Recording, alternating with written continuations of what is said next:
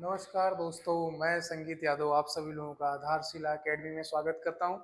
दोस्तों, हमने अभी तक जो सफर तय किया है इतिहास में वो तय किया है प्रागैतिहासिक काल का। हमने पूरा पाषाण काल देखा, पूरा पाषाण काल के जो वर्गीकरण है उसको देखा। पूरा पाषाण काल में हमने जो कि निम्न पाषाण काल, मध्य पाषाण काल और उच्च पाषाण काल देखा। आज जो हम क्लास देखने वाले हैं क्लास में, वो हम देखने वाले मध्य पाषाण काल और नव पाषाण काल। ठीक है, तो हमारे आज इस क्लास का मकसद ये रहेगा कि मानव के बढ़ते विकास क्रम में मानव ने विकास क्या क्या किया। ठीक है, मध्य पाषाण काल में और नव पाषाण काल में उसने अपने जरूरतों को कैसे आगे बढ़ाया। ठीक है, वो सब देखेंगे मध्य पाषाण काल और नव पाषाण काल में। ठीक है, तो चलिए चलिए नव पाषाण काल देखते हैं। तो नव पाषाण काल, अब हम आ गए नव पाषाण काल में, जो कि जलवायु में और थोड़ा परिवर्तन हो जाएगा।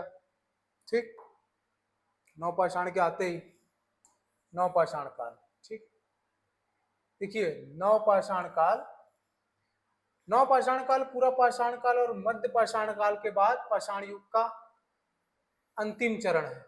ठीक, अब हम पत्थरों के युग के अंतिम युग में आ गए हैं। ठीक, यह नवीन सांस्कृतिक विशेषताओं से सुस्पष्ट है। इस समय आदमी नवीन सांस्कृतिक जो विशेषताएं होंगी, मतलब नवीन सांस्कृतिक चीजों को हम जानेंगे। उस समय थोड़ी सी विकसित हो गई थी सांस्कृतिक चीजें, जैसे पत्थरों के औजार बनाने के लिए नई तकनीक का उपयोग। पत्थरों के औजार बनाने के लिए नई तकनीक का उपयोग, जैसे कि वो पत्थर के औजार बनाएंगे, पत्थर के औजार तो बनाएंगे क्योंकि पाषाण युग है, तो उसमें तकनीक का यूज कैसे करेंगे। जैसे कोई पत्थर होगा, उसे घिसेंगे घासेंगे। ठीक है, उसे चमकीला बना सकते हैं। ठीक है, उसे एक आकार दे सकते हैं। ठीक, उसे विशेष रूप से किसी विशेष चीज की शिकार करने के लिए आकार दे सकते हैं। ठीक है, पत्थरों को। ठीक, नई तकनीक का उपयोग। ठीक, जीविका के लिए नए साधन, जीविका के लिए नए साधन, जैसे कि पहले जीविका के लिए वो शिकार करते थे, फिर मध्य पाषाण काल में मछली पकड़ना चालू किए। अब वो हो सकता है मध्य पाषाण काल में थोड़ी सी कृषि चालू किए थे, जैसे कि सिलबट्टा के साक्ष्य हमें मिले हैं। ठीक है, मादाह से जीविका के नए साधन में अब कृषि निपुण रूप से सीख गए रहे होंगे। ठीक है, अनाज वनाज उगाना सीख गए रहे होंगे। जीविका के नए साधन, आवास के नए स्वरूप, जैसे कि मध्य पाषाण काल में हमें झोपड़ी के साक्ष्य मिले हैं, बांस बल्ली घासों से। तो इस समय हो सकता है और अच्छे से थोड़े से अपने घरों को आकार देना चालू किए हों, आकार के नए स्वरूप। पशुपालन और कृषि का आरंभ नव पाषाण युग में हुआ। ठीक है, नव पाषाण युग में ही पशुपालन का संपूर्ण रूप से पूरी तरह से आरंभ हो गया। कृषि का प्रारंभ नव पाषाण काल से, नव पाषाण संपूर्ण रूप से पाषाण काल में संपूर्ण रूप से। ठीक, ठीक है, फिर मिस्र और मेसोपोटामिया का उपजाऊ अर्धचंद्र क्षेत्र, सिंधु घाटी क्षेत्र, भारत की गंगा घाटी और चीन, इन सभी क्षेत्रों में प्रारंभिक नवपाषाण कालिक सांस्कृतिक साक्ष्य मिलते हैं। जैसे कि मिस्र और मेसोपोटामिया का उपजाऊ अर्धचंद्र क्षेत्र, जैसे हमने बताया कृषि की शुरुआत हो गई, तो उस समय और भी जगह तो कृषि की शुरुआत हुई होगी, जैसे कि मिस्र में भी हो चुकी थी। मिस्र, मेसोपोटामिया, पोटामिया का अर्धचंद्र, मेसोपोटामिया का उपजाऊ क्षेत्र, सिंधु घाटी, ये सब नदी के किनारे हैं। देखिए आप लोग, जहां कृषि चालू हुई। नदी घाटी, ठीक है, भारत की गंगा घाटी,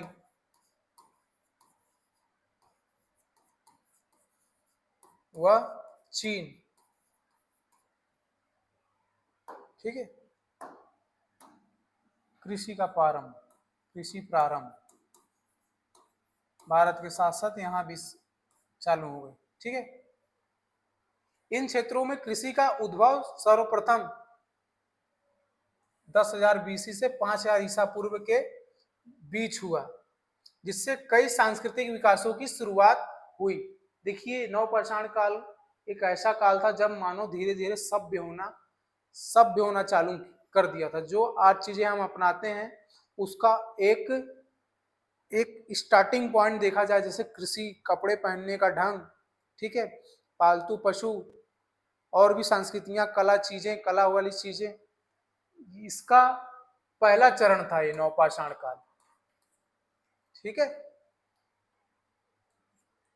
यह नवपाषाण युग होलोसीन काल में विकसित हुआ। होलोसीन मैंने बताया ना, जलवायु जब गर्म हुई, जलवायु जब थोड़ी गर्म हुई, जलवायु थोड़ी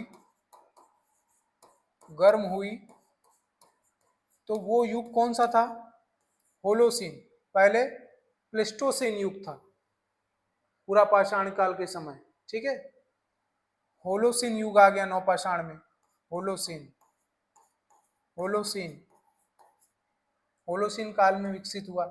इससे पहले मध्यपाषाण युग था। इस प्रौद्योगिक काल में कृषि, मिट्टी के बर्तन बनाने की कला और स्थायी बस्तियों का विकास हुआ, ठीक है। मध्यपाषाण काल में हमने देख ही लिया था कि मृदभांड प्राप्त हो गए थे। इस समय और भी कला सीख लिए होंगे मिट्टी के बर्तन बनाने, जैसे साक्ष्य मिले होंगे तो पता चला होगा हमें, ठीक है। और स्थायी बस्तियों का विकास हुआ। लोग गुट में रहना चालू कर दिए, ठीक है, गुट में, और अपने एक बस्ती बनना चालू हो गई, अपना धर्म बनना चालू हो गया होगा, ठीक है, जिससे पहली मानव सभ्यता की शुरुआत हुई। अगर आप लोगों से पूछे कि प्रथम बार किस काल में मानव सभ्यता की शुरुआत हुई, तो आप लोग नवपाषाण काल लिखिएगा, ठीक है। बस्तियों और जो बर्तन बनाने की कला और जो सांस्कृतिक चीजें उन्होंने सीखी थी, उससे पता चलता है कि पहली मानव सभ्यता की शुरुआत हुई, जिससे अक्सर नवपाषाण क्रांति कहा जाता है, ठीक। नौ फिर हम देखते हैं नवपाषाण काल के भारत में जीवन कैसा था। नवपाषाण काल में भारत में जीवन कैसा था, ठीक है। देखिए, औजार, एक पॉइंट ऐड करते हैं हम, औजार भारत में, ठीक है। हमने पॉइंट मैंने आपको बताया ना। देखिए, हम इस नवपाषाण काल में भी देखेंगे जलवायु, जो हमारा पॉइंट रहेगा जलवायु होलोसीन युग आ गया था, ठीक है। होलोसीन आ गया था, तो रहने में चेंजेस आ गए और भी ज्यादा, झोपड़ियों से और भी सुगम व्यवस्था कर ली होगी इन्होंने, ठीक है, निवास में और भी सुगम व्यवस्था,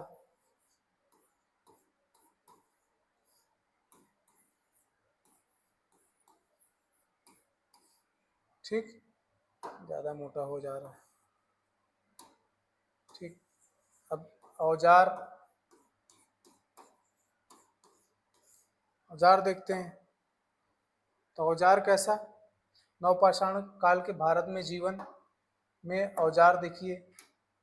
औजार सभी भारतीय स्थलों पर पॉलिश किए हुए या घिसे हुए पत्थर की कुल्हाड़ियां मिली। मैंने आप लोगों को बताया ना, जैसे जैसे समय बीतता गया औजार में जो टूल्स थे उसमें चेंजेस दिखना चालू हो गए। जैसे कि पहले था तो बड़ा था और खुरदुरा था, ठीक है। स्टोन जो थे वो खुरदुरे और बिना शेप हुए थे, उसके बाद चेंजेस आया, थोड़े से शेप दिए। फिर अभी क्या हो गया?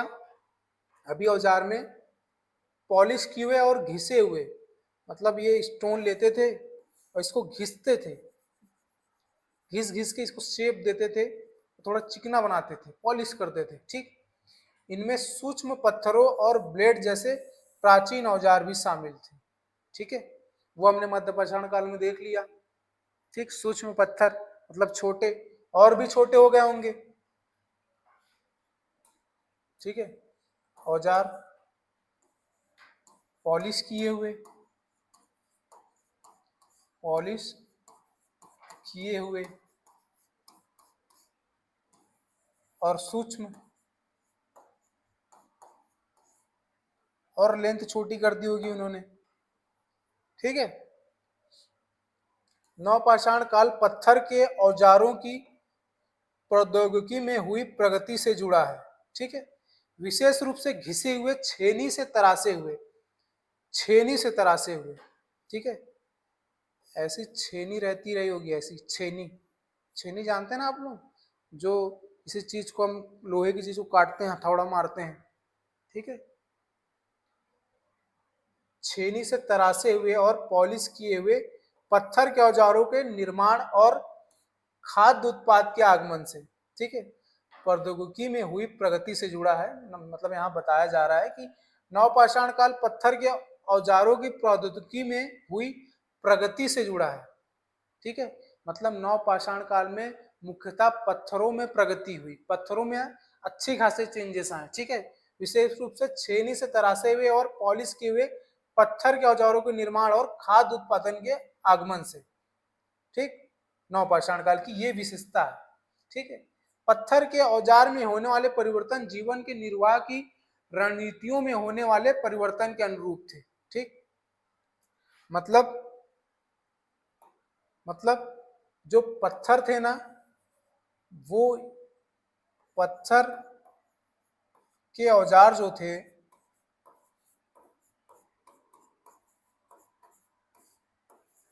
वो ये दर्शाते थे, ये दर्शाते थे कि उनके संस्कृतियों में कितना बदलाव हुआ है। ठीक है, उनके संस्कृतियों में परिवर्तन को दर्शाते थे। ठीक है,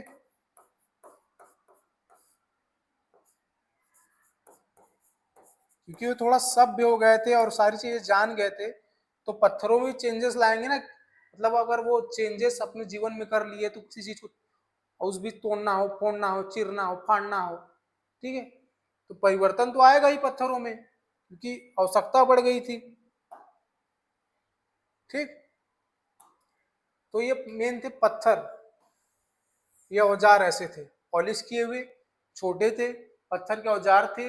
ये दर्शाते थे कि उनकी संस्कृतियों में ये पत्थर उनकी संस्कृतियों में परिवर्तन को दर्शाते थे। ठीक है, देख लीजिए, जो नियोलिथिक जो औजार थे नवपाषाण काल के, स्टोन ऐसे थे, देखिए ये कुल्हाड़ी नुमा, ये हथौड़ी नुमा स्टोन। ठीक है, ऐसे थे, ये छोटे छोटे भी थी, तीर जैसे। ठीक, छेनी, इसको छेनी बोल सकते हैं हम, ये छेनी। ठीक है, देखिए ये हड्डी होती थी, हड्डी में ये फंसाते थे छेनी जैसे चीज को। ठीक है, हथौड़ी होगी ये छोटे औजार, ये तीर में लगाते थे हड्डी इसमें फंसा के, इसमें भी हड्डी लगाते होंगे या लकड़ी लगाते होंगे। ठीक, ये जो होल्स दिख रहे हैं। ठीक है, तो ये थे पत्थर, औजार हो गए। ठीक, अब एक चीज और, उनके कला में जो परिवर्तन आया, कलाकृतियों में, वो था मिट्टी के बर्तन, जो मुख्य चीज ऐड हुई। कश्मीर, बलूचिस्तान और दक्षिण भारत जैसे कुछ स्थानों की प्रारंभिक नवपाषाण संस्कृति में मिट्टी के बर्तनों का कोई अस्तित्व नहीं था। शुरू में क्या बोल रहा है इसमें कि कश्मीर, बलूचिस्तान और दक्षिण भारत जैसे कुछ स्थानों की प्रारंभिक नवपाषाण संस्कृति में मिट्टी के बर्तनों का कोई अस्तित्व नहीं था। बाद में मिट्टी के बर्तन ही उस संस्कृति की विशिष्टता बन गए। जैसे शुरू में पाषाण युग शुरू होने में जब शुरू हुआ तो कश्मीर में जैसे कुछ स्थानों की प्रारंभिक नवपाषाण संस्कृति में मिट्टी के बर्तनों का कोई अस्तित्व नहीं था, लेकिन नवपाषाण काल आते ही मिट्टी के बर्तनों का विशेष महत्व दिखता है। ठीक है, जैसे देखिए मिट्टी के बर्तन मिले हैं कश्मीर वाले इलाके से, मिट्टी के बर्तन ऐसे थे। ठीक है, कश्मीर बुर्ज होम से प्राप्त हुए। ठीक है, बुर्ज होम खुदाई में ये सब चीजें प्राप्त हुई, मिट्टी के बर्तन ऐसे नवपाषाण काल के बर्तन हैं। अब देखते हैं घर, हम नवपाषाण काल के घर कैसे थे। निवास जो हमने देखा साधारण झोपड़ियों के रूप में पूरे भारत में और गड्ढों में बने घरों के रूप में कश्मीर और दक्कन में, ठीक है, घर थे इनके। झोपड़ी झोपड़ी झोपड़ी झोपड़ी में भी इन्होंने उसमें भी चेंजेस किए होंगे, अलग अलग प्रकार की झोपड़ियां, गड्ढों में घर बनाते थे। ठीक है, गड्ढों में घर। ठीक है, ये साफ से प्राप्त हुए कश्मीर और दक्कन में। कश्मीर व दक्कन वाला जो इलाका था। ठीक है, कला और शिल्प मैंने बताया ना कि बढ़ते समय इन्होंने कलाकृतियां और संस्कृतियां सीख ली थी। अर्धकीमती पत्थरों से बने मनके और जानवरों और मृत मातृ देवियों की मिट्टी की मूर्ति उल्लेखनीय वस्तुएं हैं। इस समय धार्मिक चीजें भी इनमें उत्पन्न हो गई थी। ठीक है, मनके मनके जो होते हैं ऐसे, ठीक, मनके और जानवरों और मातृ देवियों की मिट्टी की मूर्तियां, कला और संस्कृति। ठीक है, मनके बनाते थे कला में। ठीक है, जानवरों व मातृ देवियों। इससे पता चला है कि ये धार्मिक रूप से भी अपने आप को व्यस्त रखते थे। कैसे पता चला? मातृ देवियों की मूर्तियां प्राप्त हुई, मातृ देवियों की मूर्तियां प्राप्त हुई।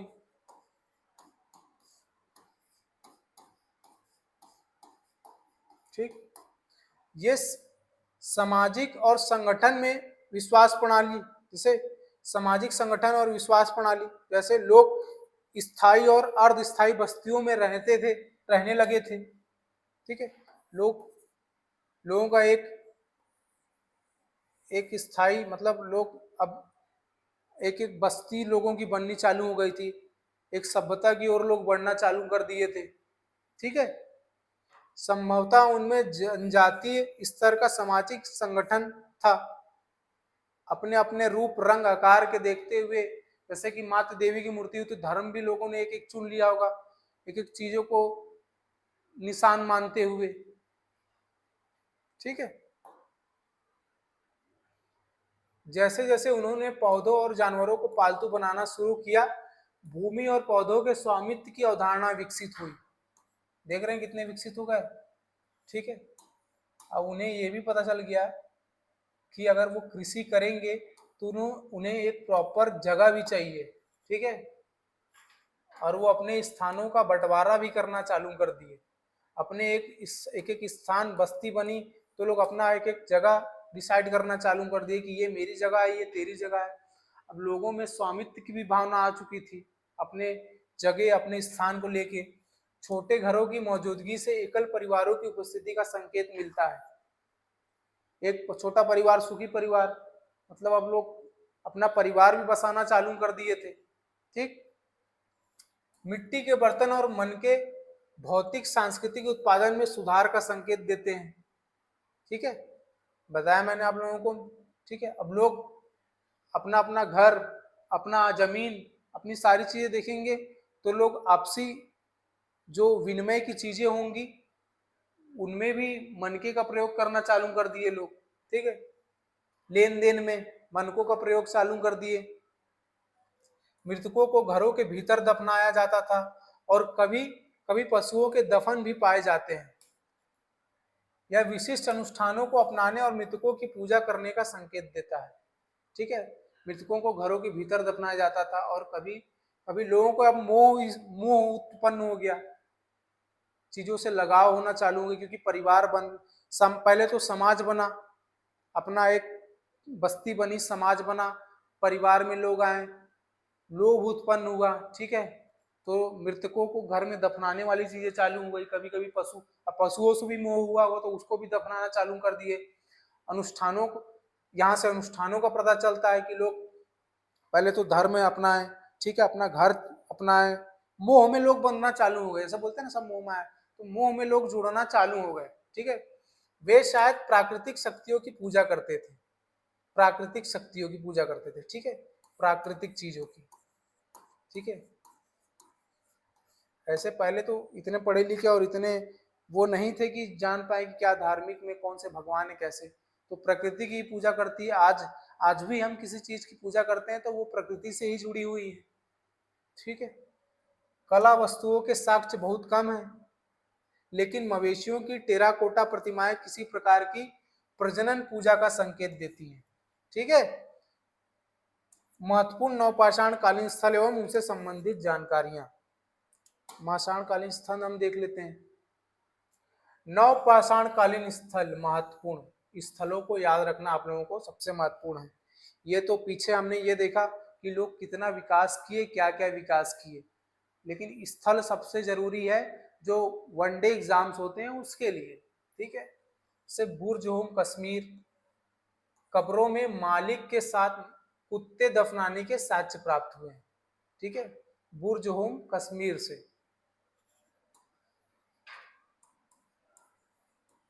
बुर्ज होम कश्मीर से कब्रों में मालिक के साथ कुत्ते दफनाने के साक्ष्य प्राप्त हुए हैं। ठीक है, गुफ कराल कश्मीर, गुफ कराल,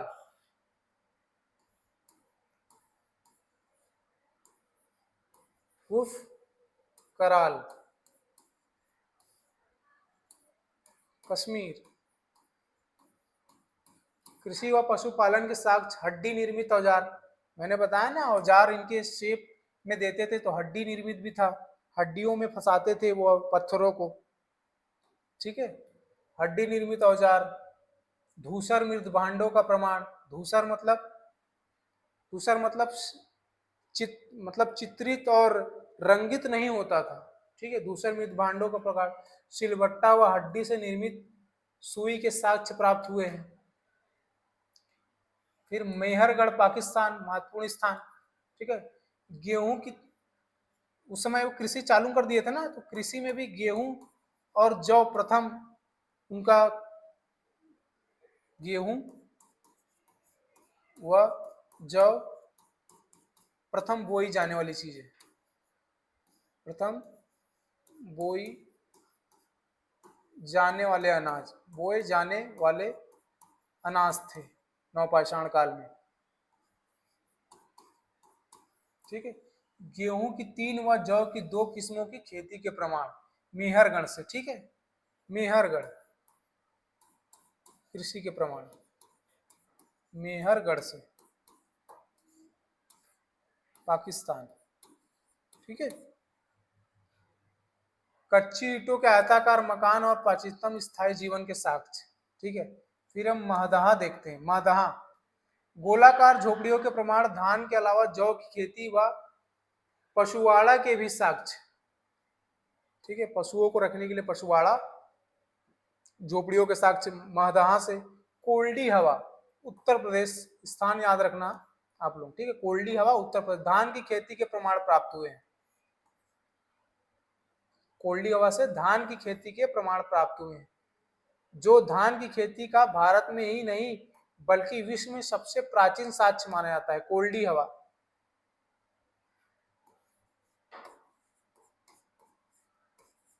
कोल्डी हवा यूपी, धान के साक्ष्य। विश्व में प्रथम, विश्व में प्रथम साक्ष्य धान की खेती से संबंधित, धान की खेती से संबंधित। ठीक, फिर संकनकल्लू कर्नाटक, संकनकल्लू कर्नाटक राग के टीले प्राप्त हुए जो बेल्लारी जिले में अवस्थित है, उपस्थित है। ठीक है, संकनकल्लू कर्नाटक से राग के टीले प्राप्त हुए। ठीक, फिर पिकलीहल, पिंकलीहल राग के ढेर व निवास स्थल के साक्ष्य प्राप्त हुए। ठीक, चौपानी मांडो मधुमक्खी के छत्ते जैसी झोपड़ियों, ज्यामितीय आकार के सूक्ष्म पाषाण व हस्त निर्मित निर्माण के साक्ष्य प्राप्त हुए, चौपानी मांडो। फिर सारू तारू असम, गुवाहाटी के समीप उत्खनन से आदिम कुल्हाड़ियों व चित्रित निर्माण प्राप्त हुए हैं। ठीक, फिर चिरांद बिहार, चिरांद, चिरांद बिहार, ये भी महत्वपूर्ण स्थल है नवपाषाण कालीन। हड्डी के उपकरण प्राप्त हुए हैं जो प्रायः हिरणों के सिंगों से निर्मित हैं। ठीक, चिरांद से। फिर दाओजली असम, दाओजली कृषि व पशुपालन के साक्ष्य प्राप्त हुए दाओजली से। ठीक है, ये हो गए महत्वपूर्ण नवपाषाण कालीन स्थल आपके। ठीक, क्या क्या है? बुर्जहोम कश्मीर, ठीक है, यहाँ प्राप्त होते हैं मालिक के साथ कुत्तों को दफनाने के साक्ष्य, जो कि इंपॉर्टेंट सबसे ज्यादा है बुर्जहोम। ठीक, और मेहरगढ़ भी इंपॉर्टेंट है क्योंकि गेहूं और जौ की खेती के प्रमाण मिलते हैं। मादहा भी इंपॉर्टेंट है। कोल्डी हवा सबसे इंपॉर्टेंट है नवपाषाण काल में। धान की प्रथम, विश्व में प्रथम के धान की खेती के साक्ष्य मिलते हैं। संकनकल्लू कर्नाटक, ठीक है, चौपानी मांडो मधुमक्खी के छत्ती के आकार की झोपड़ी, ठीक है, चिरांद बिहार। तो ये नवपाषाण कालीन स्थल हो गए आपके, एक बार देख लीजिए, महत्वपूर्ण स्थल। ठीक है, तो ये आज हमारा ये जो मध्य पाषाण कालीन और नवपाषाण कालीन से संबंधित जो जानकारियां थी आज हमने देखी, उस समय के विकास क्रम को समझा। ठीक है, उस समय के विकास क्रम को समझा और विकास क्रम के साथ साथ हमने ये समझा कि मनुष्य बढ़ते हुए समय के साथ साथ अपने आप को कितना विकसित करता हुआ चला गया। ठीक है, तो नवपाषाण काल और मध्य पाषाण काल कंप्लीट होते हैं। आगे हम चालू करेंगे एक दूसरी कक्षा में नए जो आने वाले विकास के क्रम में जो इतिहास के पॉइंट होंगे वो देखेंगे।